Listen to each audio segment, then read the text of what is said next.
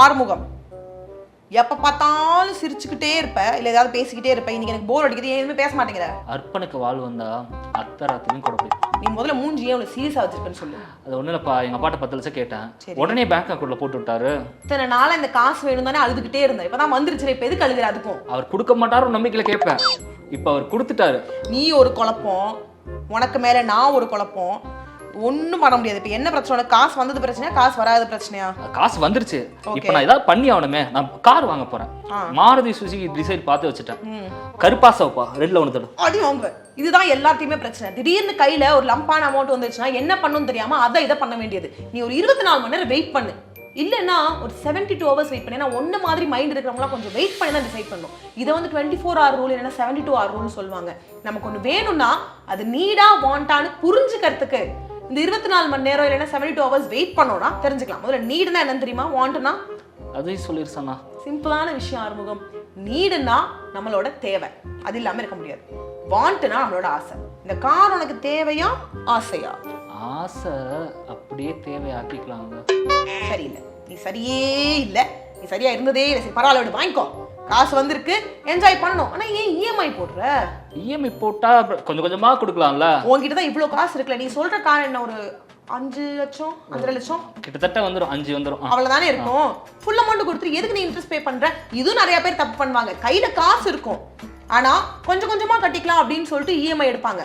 But EMI எடுக்கிறப்ப என்ன ஆகும்? இன்ட்ரெஸ்ட் பே பண்றோம், புரியுதா? ஆமா, பண்ணிதான் ஆகணும். இன்னொரு விஷயம் தெரியுமா, காரை வாங்குறியே, கார் ஓட்ட தெரியுமா? அதாவது இப்போ நான் என்ன பிளான் வச்சிருக்கேன்னா, கார் வாங்கிடுவேன். பக்கத்து ஏரியாவில் அவங்க அந்த டிரைவிங் ஸ்கூல் இருக்குல்ல, அங்கே போய் ஏமாத்தாத ஆறுமுகம். ஒரு தடவை என்ன ஏமாத்துறதே உனக்கு வேலையா இருக்கு. ஒரு விஷயம் தெரிஞ்சுக்கோ. சரி ஓகே, நீ கார் வாங்கு, ஃபுல் பேமெண்ட்டை கொடுத்து வாங்கு, சரியா? மூணாவது விஷயம் சொல்றேன், காரை வந்துட்டு பேசாம டாக்ஸியா கொஞ்ச நாள் நீ கத்துக்கிற வரைக்கும் ஓட விடலாம்ல. நம்ம ஆசைப்பட்டு வாங்குறோம், அது இன்னொருத்தட்ட கொடுத்து ஓட்ட வைக்கிறதா? சரி, ஒரு ஃபர்ஸ்ட் ரவுண்ட் நீ வேணா வந்துட்டு சும்மா பக்கத்துல உட்காந்து ஏதாவது பண்ணி ஓட்டு, ஒரு எமோஷனல் டச்சுக்காக. அதுக்கப்புறம் கொடுத்துரு. ஏன்னா பல மாசம் நீ வண்டி 2 வீலர் ஓட்டிக்கிறதுக்கு என் பைக் உனக்கு சொல்லி கொடுத்தேன், அதுக்கே உனக்கு 1 வருஷம் ஆச்சு. கண்டிப்பா கார் கத்துக்கிறதுக்கு ஒரு 6 மாசமா அதை எடுத்துப்பல்ல. சோ நீ என்ன பண்ணு, அந்த 6 மாசம் டாக்ஸியா விட்டுரு. இது என்ன அப்படின்னா, நம்ம கிட்ட இருக்கிற காசை ஒரு ஏர்னிங் பொட்டன்ஷியல் இருக்கக்கூடிய விஷயத்துல இன்வெஸ்ட் பண்றோம். இப்ப சும்மா வந்துட்டு ஒரு வீட்டுக்கு வந்து நான் பெரிய லைட் வாங்கினேன், இந்த நம்ம நடுவில் போடுறோம் இந்த சாண்ட்லியர் என்னமோ சொல்றாங்கல்ல, அந்த மாதிரி ஏதாவது விஷயம் வாங்கினேன், இல்ல ஒரு பெரிய சோஃபா வாங்கினேன், இதெல்லாம் ஏர்னிங் பொட்டன்ஷியல் கிடையாது. நீ கார் வாங்குற கரெக்ட் தான், அதை டாக்ஸியா விட்டேன்னா உனக்கு காசு கிடைக்கும். 6 மாசத்துக்கு அப்புறம் என்னன்னா நீ புது கார் திரும்ப கூட வாங்கிக்கோ. உங்க அப்பா கண்டிப்பா காசு போடுற எனக்கு தெரியும், உங்க அப்பா தான் முதல்ல பேசும். ஓகே சனா, இப்ப டாக்ஸியா விடுறேன். சுயம்பரம், அது பேர் என்ன, சூரிய வம்சம் படத்துல வர சுயம்பரம் புரிஞ்சிருச்சு எனக்கு. இல்லப்பா, சூரிய வம்சம் படத்துல வர சரத்குமார் மாதிரி பெரிய பணக்காரனா வரேன். சரி, நீ பெரிய பணக்காரன் ஆயிடு.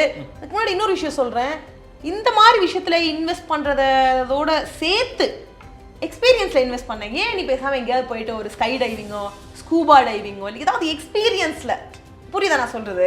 மெட்டீரியலிஸ்டிக் திங், ஒரு ஐஃபோன் வாங்குறேன் அப்படின்னா இவ்வளோ காசு செலவாகும். ஆனால் அவ்வளோ காசு செலவு பண்ணி நான் ஒரு வேற நாட்டுக்கோ வேற ஊருக்கோ போனேன்னா அந்த அழகை ரசிக்கலாம், அது நல்லா இருக்கும்ல, இல்லையா? எனக்கும் ஆசை தான்ப்பா, ரஜினிகாந்த் மாதிரி இமயமலைக்கு போகணும்னு. அங்கே போய் முனிவர்கள்லாம் பார்க்க. ஆறுமுகம் சூப்பர். நீங்கள் என்ன பண்ணுங்க, அந்த 10 லட்சத்தை அப்படியே என்னோட அக்கௌண்ட் ட்ரான்ஸ்ஃபர் பண்ணிடுங்க, சரியா? அப்போ இமயமலை நீங்கள் வந்து பாத யாத்திரையா போயிட்டு வாங்க.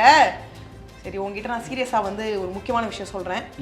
செலவு மட்டும் பண்ணாது, இந்த காசை வச்சு சேமி, கொஞ்சம் சேவிங்ஸ் இருக்கட்டும், கொஞ்சம் இன்வெஸ்ட் பண்ணு, புரியுதா?